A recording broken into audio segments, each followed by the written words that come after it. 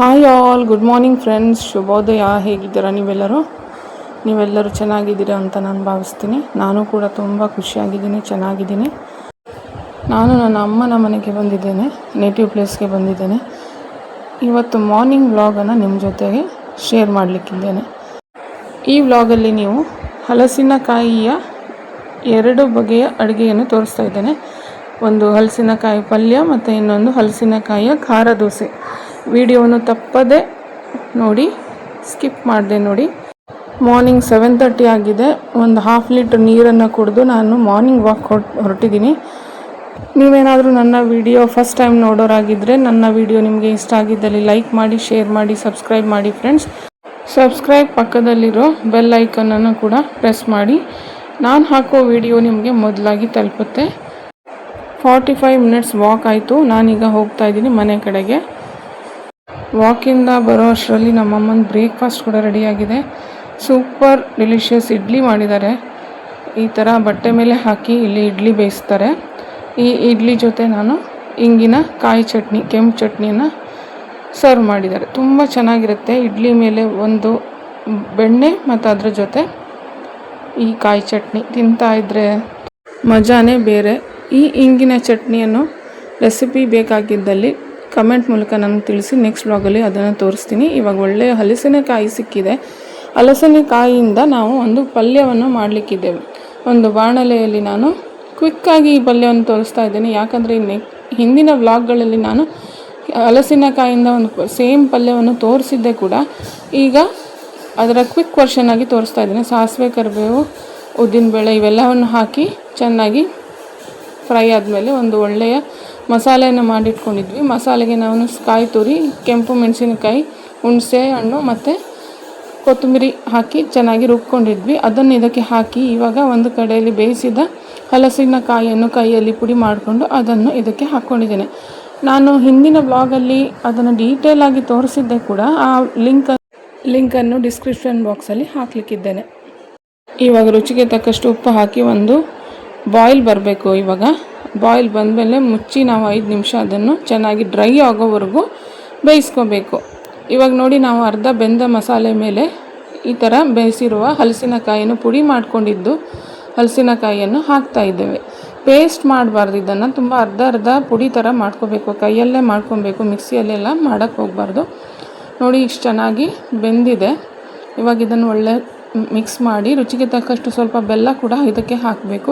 ಬೆಲ್ಲವನ್ನು ಸ್ಕಿಪ್ ಮಾಡಬೇಡಿ, ತುಂಬಾ ಚೆನ್ನಾಗಿರುತ್ತೆ. ಅದನ್ನು ಒಂದು 5 ನಿಮಿಷ ಬೇಯ್ತಾ ಇರಲಿ. ಇವಾಗ ನಾವು ಇನ್ನೊಂದು ರೆಸಿಪಿ ಕಡೆಗೆ ಹೋಗುವ. ಅದು ಏನಂದರೆ ಹಲಸಿನಕಾಯಿಯಿಂದ ಖಾರ ದೋಸೆ ಮಾಡ್ತಾಯಿದ್ದೇವೆ. ಎಲ್ಲಾದರೂ ಕೇಳಿದ್ದೀರಾ ನೀವು ಯಾವ ಥರ ಈ ದೋಸೆ ಮಾಡ್ತೀರಾ ಅಂತ ನನಗೆ ಕಮೆಂಟ್ ಮೂಲಕ ಕೆಳಗಡೆ ತಿಳಿಸಿ.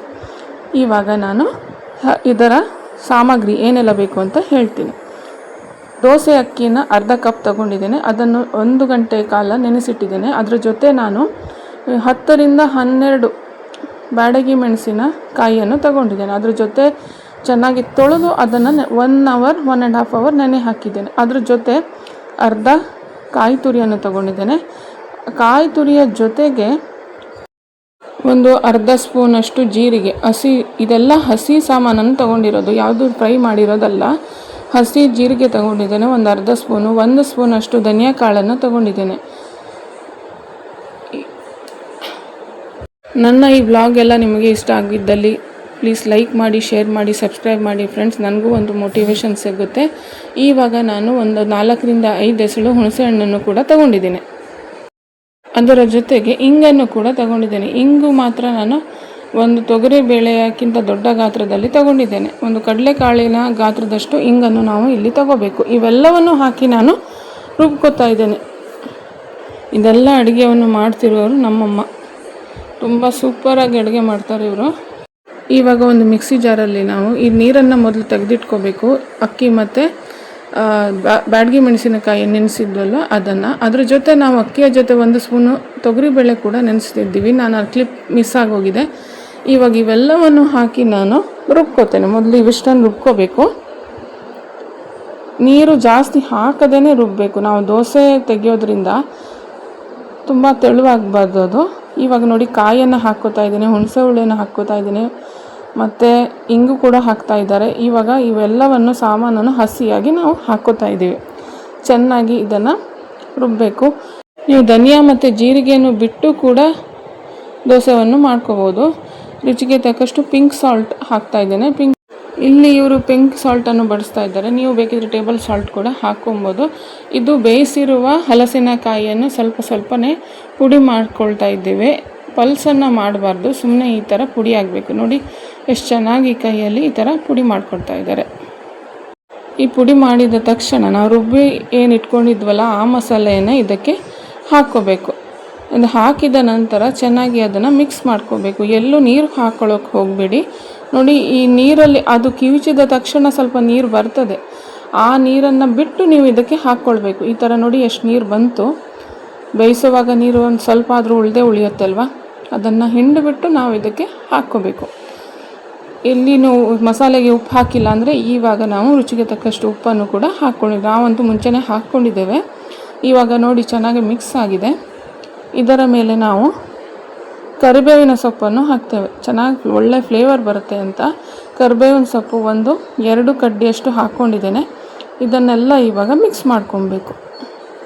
ನೀವು ಹಲಸಿನಕಾಯಿಯ ಯಾವ ಥರದ್ದು ಅಡುಗೆಗಳು ಮಾಡ್ತೀರಾ ರೆಸಿಪಿ ಕೂಡ ನನ್ನ ಜೊತೆ ಶೇರ್ ಮಾಡಿ ಫ್ರೆಂಡ್ಸ್. ಕಮೆಂಟ್ಸ್ ಮೂಲಕ ನನಗೆ ತಿಳಿಸಿ, ನನಗೂ ಒಂದು ಕಲಿತಂಗೆ ಆಗುತ್ತೆ. ಇವಾಗ ಕಾಸ್ಟ್ ಐರನ್ ಪ್ಯಾನನ್ನು ಇಟ್ಕೊಂಡಿದ್ದಾರೆ. ಇಲ್ಲಿ ಕೊಬ್ಬರಿ ಎಣ್ಣೆನ ಹಾಕ್ಕೊಂಡು ಚೆನ್ನಾಗಿ ಹಚ್ಕೊತಾ ಇದ್ದೀವಿ ಪ್ಯಾನನ್ನು. ಇವಾಗ ದೋಸೆಯನ್ನು ತೆಗಿಲಿಕ್ಕೆ ರೆಡಿ ಆಗುತ್ತೆ. ಇವಾಗ ಸ್ವಲ್ಪ ಬಿಸಿ ಆಗಬೇಕು. ಇದು ಹೆಂಚು ಕಾದ ಮೇಲೆ ನಾವು ಈ ಥರ ಕೈಯಿಂದನೇ ಈ ಥರ ತಟ್ಟಬೇಕು. ನೋಡಿ ಈ ಥರ ಚಿಕ್ಕ ದೋಸೆ ಬೇಕಿದ್ರೂ ಹಾಕ್ಕೊಬೋದು, ಇಲ್ಲ ದೊಡ್ಡದಾಗಿ ಒಂದು ದೋಸೆ ಕೂಡ ಹಾಕ್ಕೊಬೋದು.